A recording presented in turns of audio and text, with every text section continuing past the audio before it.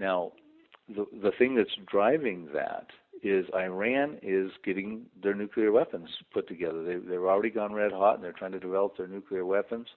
And the concern is Israel will launch a preemptive strike against Iran's nuclear sites, a strategic strike, and that can open a Pandora's box because Iran has bona fide war pacts signed with Hezbollah, who is sort of really controlling Lebanon for all intents and purposes, Syria, and the Hamas, and they formed those war pacts in December of 2009. So the concern is if Israel preempts a strike, they pretty much better brace for a multi-front war.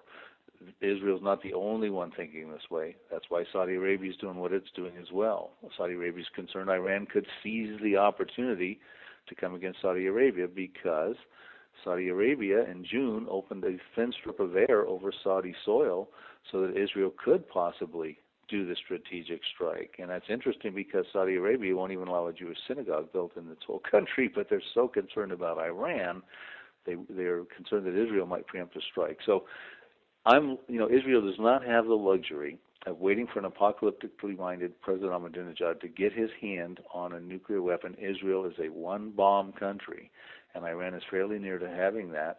Israel will have to do something, and the latest I've sort of gotten from the people I speak with regarding Middle East intelligence and things like this is, and of course Netanyahu cannot tip his hat as to when a preemptive strike could occur, but they're sort of waiting for these midterm elections. These important midterm elections that everybody in America is wondering about.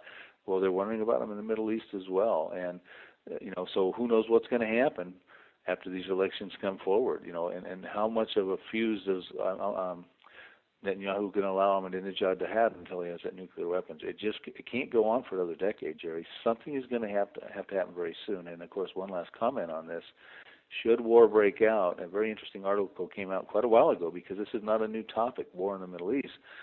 Brett Stevens wrote for the Wall Street Journal in September of 2009, Obama is pushing the Middle East to war, I think was the title of the article.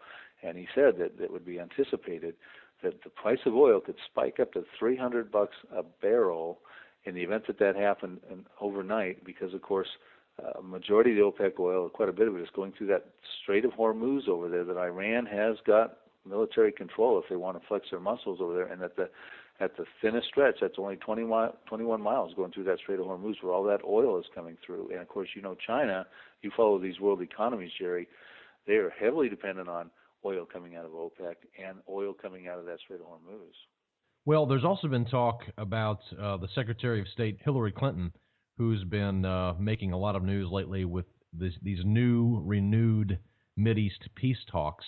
Bring us and our audience up to speed on how that is going and how promising that is. Well, it's all going to be pretty much dependent on whether or not Netanyahu is going to go back to moratorium and free settlement on building because and here's the dilemma with these peace talks. They're not, from what I understand of what you're saying with Hillary's new revival of peace talks over there, is that they're not really they're not bringing anything different to the table. They're not bringing anything new that Israel can bite on that I've seen so far. And really one of the biggest farces of it, in my estimation, if I can, for your listeners here, about any of these peace talks, is they're not addressing Israel's primary enemies. Israel's primary enemies are not the people involved in these peace talks. They're trying to bring Jordan together and Egypt together and President Mahmoud Abbas of the Palestinian Authority together so they can have direct talks with Benjamin Netanyahu. But the democratically elected government of the Palestinian people dating back to January of 2006 is the Hamas. And the Hamas does not even want Israel to exist. Their charter calls for the destruction of Israel, their political charter. You also have Hezbollah, who now has 60,000 rockets. They are at war with Israel. And Hassan Nasrallah, the Secretary General, says he can hit any point in Israel with his rockets at this point in time. And, of course, that would include Dimona, their nuclear site, their main nuclear site. We could wake up one morning, Jerry, and the possibility of a Chernobyl in Israel could be a very, very much reality. You have Syria. They want the Golan Heights. They are still at war with Israel. You have Iran. These are Israel's enemies, and they are not being brought to the table to talk to Israel. So I would have to say, as much as I regret it, that I don't see peace talks manifesting unless they can sweeten some kind of a deal for Israel. Israel is living under the most serious existential threat it's ever faced in its history. It's, like I said, it's a one-bomb country. Iran wants to wipe them off the map. It's surrounded by enemies. Like you said, it's no bigger than the size of New Jersey. It is going to have to fight for its survival, and it probably will come to war. I just don't see any way around it. All right, Bill, let's talk about your book, Israelistine, The Ancient Blueprints of the Future Middle East. This book came out back in 2008. It shook up quite a bit of the biblical prophecy community in the fact that it had some new things to say. Share with our audience why you wrote the book, what the book's about. Give us a general thesis of what you're trying to say with this book. Right. The general reason I wrote the book, my interest in Christianity is Bible prophecy, and I had, at the time that the Twin Towers came down on September 11, 2001, I was actually spending quite a bit of time devoting it to study of the Arab-Israeli conflict, the ugly byproduct of that conflict, which is terrorism, and finding places inside of the Bible that actually spoke of those things. And then when the Twin Towers came down and caught everybody off guard, including most of the church, I was thinking, and I'd listen, I purposely would listen to radio programs and watch TV shows, and they would ask pastors and things, what happened? In the aftermath of September 11th, what happened? Did the Bible have anything to say about this? And there really was not a solid answer there. And I'm thinking to myself, well, this is about terrorism, the ugly byproduct of the Arab-Israeli conflict, and there's a whole lot actually said about this. And so I thought, well, I need to write this book. I need to get this information out there because these are the days in which we live. And what the book is about is Psalm 83 is a central theme. It's a 3,000-year-old prophecy that talks about a climactic concluding Arab-Israeli war, including Hezbollah out of Lebanon, Syria, Jordan, the Palestinians, the Hamas, Saudi Arabia, Egypt, and some other assorted general Arabs that closely surround Israel.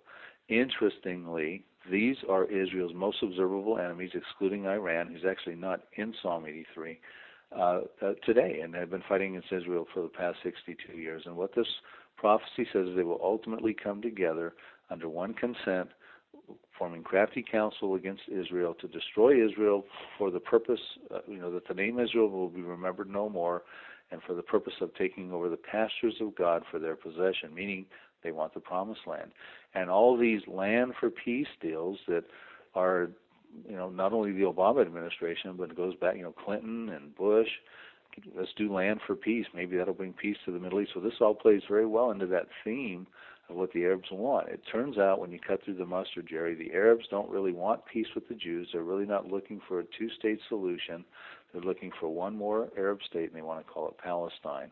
And so by going through these proposals, getting land for peace, shrinking up Israel, it works very well for their ultimate goal, which will be to cut the name of Israel off. So that's why I wrote the book.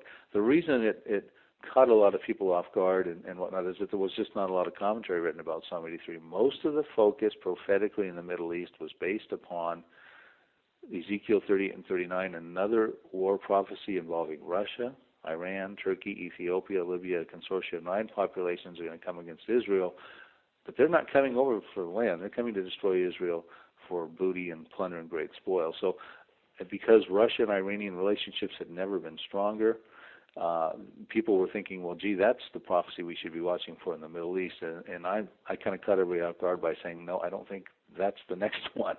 So that's what created the stir there. An interesting one thing, too, I'll say about that.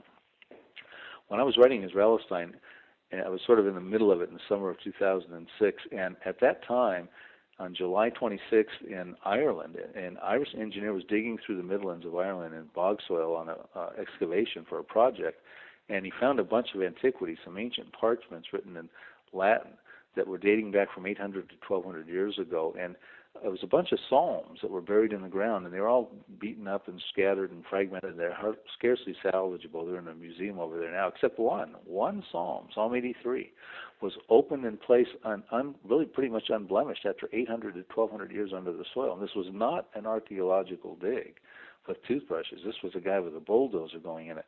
And one of the headlines that came out at the time said, medieval bog find connected to Middle East war. And what was also going on at that same time, the reason that was an interesting headline, was the Hezbollah-Israeli conflict.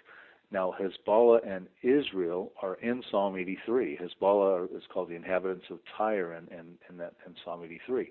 So what you had was a connection between an ancient parchment in Psalm 83 with an actual war going on. Now, there's 150 Psalms, Jerry. There's only 18 passages in Psalm 83. There's 31,173 verses in the Bible. And what are the odds? 1,189 chapters. What are the odds that one chapter with 18 passages that talks about a war with Israel and Hezbollah inside of it would occur? And so that caught my attention, and of course I was actually writing about that at the time. But those are the types of things that gave the book credence and has people thinking about it. And it really does look like that war could break loose at any given time. Well, since you've written the book, you've been out traveling and speaking and traveling around. You've been obviously speaking at churches and conferences. What's on your mind today? Are you actively writing right now, or are you writing anything currently? I am. I'm writing the sequel to Israelistine.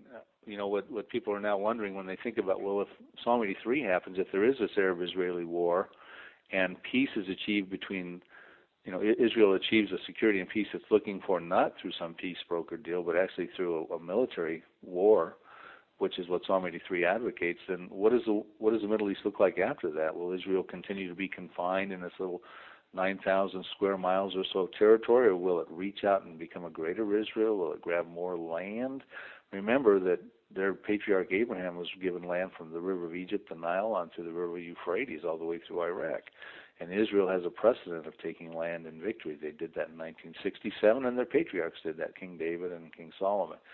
Well, so yeah, I believe they're going to expand. They're going to become a greater Israel, a safer Israel. And I believe that's the Israel that Russia and Iran come after in that subsequent Bible prophecy. So I'm writing about that. I'm writing about what will the world look like after this amazing Arab-Israeli war. And Jerry, also being a Bible student yourself, you know that in Daniel 7:23 it talks about a one world order is someday going to come, led by a one world leader, an Antichrist. What causes that? It's not going to probably be some very enticing carrot on a stick that the world all says, kumbaya, oh, we should come together and we should all just get along. It's probably going to be a crisis, like a Middle East war or a series of Middle East wars that forces people to come together in a one world order, just like this financial crisis. You and I talked about this a few times we met in Dallas, how it almost provoked a one world banking system, just this financial crisis. Well, Bill, you're doing a good work. I appreciate what you're doing and spreading the good news. Why don't you tell our audience, if they're interested in learning more about you and your work, how can they do so? They can come to my website, and thanks for that opportunity to do that, Jerry. It's prophecydepot.com. Prophecy and then depot, like a Home Depot.com. And I've got all kinds of articles. It's a very active website. I try to keep up to date with news and my commentaries on it, especially in the Middle East. And also they can see I've got my book there and a DVD and so on and so forth. If they're interested in learning more about Psalm 83 and Israelistine, the book, they can come visit me there. Bill, it's good to have you on. Thanks for coming on, my friend. All right, Jerry, thank you. The book is entitled Israelistine, The Ancient Blueprints of the Future Middle East. It's available on Amazon.com. You can also pick it up at prophecydepot.com.